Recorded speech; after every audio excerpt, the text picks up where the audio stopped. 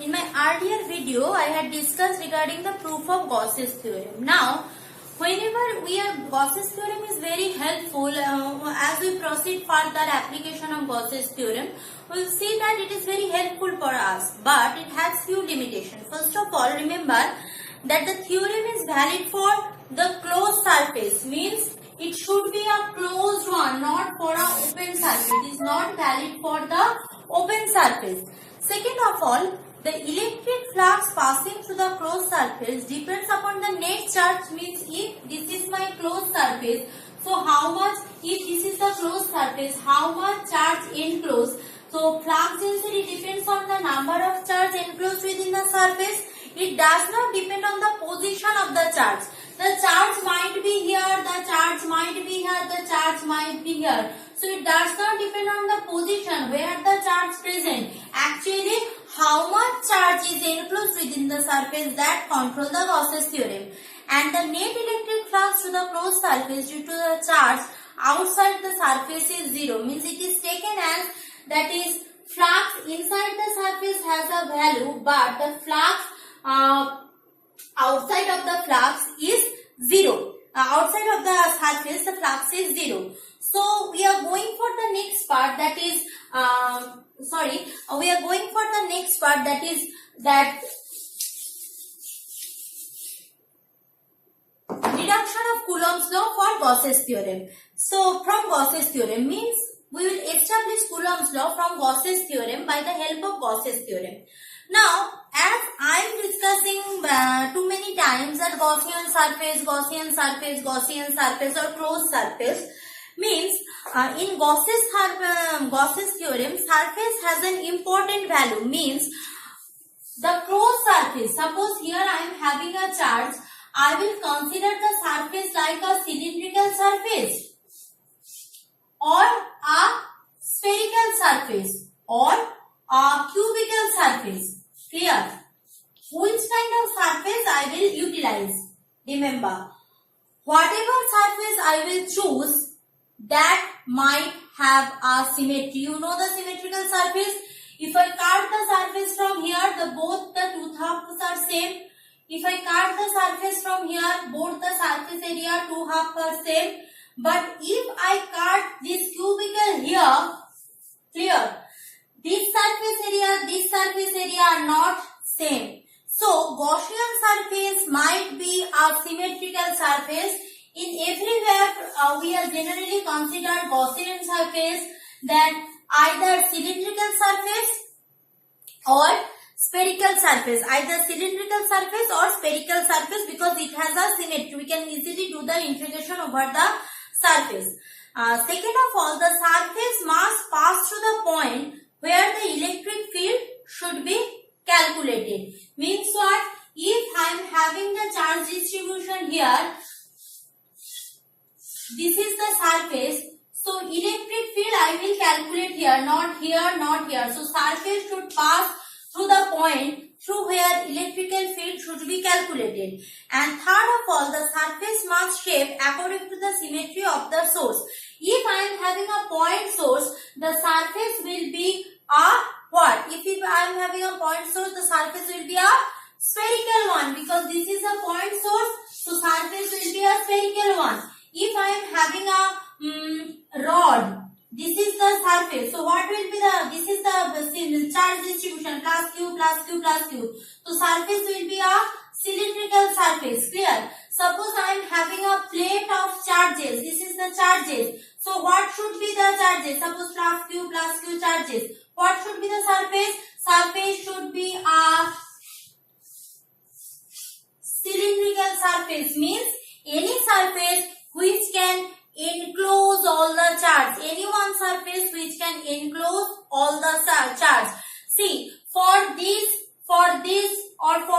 we can do the closed integral, but for cubical surface there are two limits. For one length, another for breadth. So we can't do that, because for sphere radius is a fixed quantity. So what I need to do, we will integrate over the whole surface area. Clear? For cylindrical also, radius is fixed. Here radius fixed. Only the surface area or height is changing. But in cubical or what is happening, the length and breadth are completely varying one another. We can't do the double integration. Double integration is actually not included in your syllabus. Single integration included. So double integration we can't do. So cubical surface generally we are not doing consideration for this stage of study. So Gauss's theory, and for fourth one, the system of charges Gaussian surface should not pass through any discrete charge, means always Gaussian surface or Gauss's theorem applicable for what? Continuous charge distribution, because if it is not a continuous charge distribution, I can't do the integration. Continuous charge, in my second video, second part of the electric field video I had discussed. If you are not having a continuous charge, we can't apply Gauss's theorem. So let's go for the deduction or establishment of Coulomb's law from Gauss's theorem.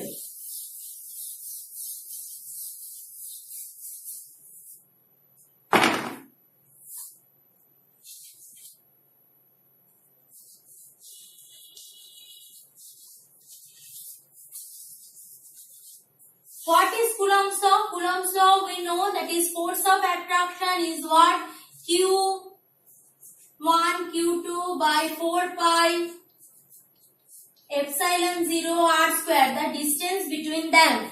That I will prove by the help of Gauss's theorem. So let's go for that. First I will go do it by a small charge. So suppose I am having a plus q charge here. I am having a plus q charge here. Plus q charge is a point object or a spherical object. So I will consider my Gaussian surface as a sphere. This is my Gaussian surface. This Gaussian surface easily enclose the plus q charge here. So what I will do, I will take a area vector here. Then I will do the integration. Clear? That's all. So let's go for that. If this is the Q, this is the radius R. So for this Q, what is the flux passes? Suppose E is the electric flux passes through the surface or electric field intensity passes through the surface. So phi E. Phi E will be what? Phi, this is the point, suppose taking P and this area as dA.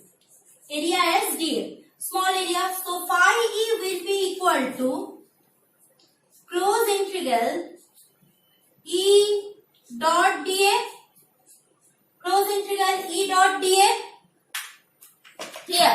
So that can be written as E dot dA, means E dA cos theta.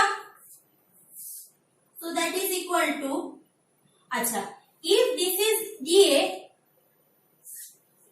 this is will be the direction of dA. So component along this E will be dA cos theta. So this can be written as integration E dA cos of theta. E dA cos of theta, no confusion. Now E dA cos theta is okay. Now integration of here, theta is what? Since R along this, what is the angle between this electric flux, area and the E? What is the angle between area? That is angle between area and E is theta. Now since it is a point charge, means for point charge I am taking this area, means E and A is parallel to each other, means area vector and the electric field intensity parallel to each other. So actually there is no angle between them. So this cos theta can be written as cos 0, close integral E dA cos 0. Cos 0 means what? Cos 0 1, cos 0 degree is 1. I am utilizing this space right now. So cos 0 is 1. So that will be phi E will be equal to E dA integration over the surface.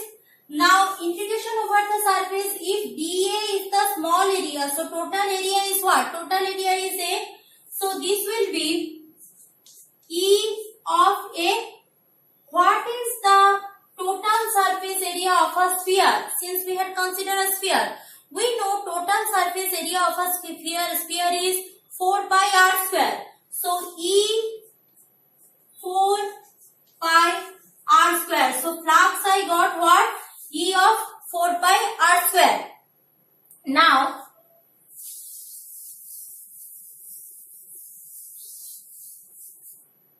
this flux is also equal to, we know phi E equal to Q by epsilon 0. Q means the Q total, Q charge enclosed within the surface.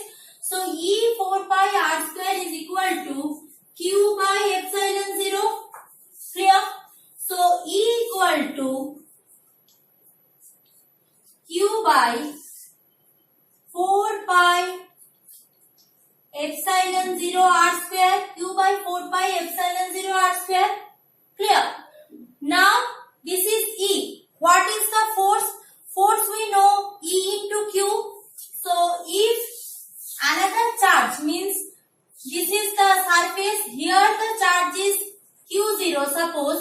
So force of attraction or repulsion between these two charges will be F equal to E of Q0, where E is for this plus Q and this is for Q0, multiply over this. So Q by 4, Q0 by F equal to Q0 by 4 pi epsilon 0 r square. Q0 by 4 pi epsilon 0 r square. So that is the Coulomb's law, that is attraction or repulsion between two charges is Q1, Q2, here Q1, Q0 by 4 pi epsilon 0. The distance between them is R is the distance.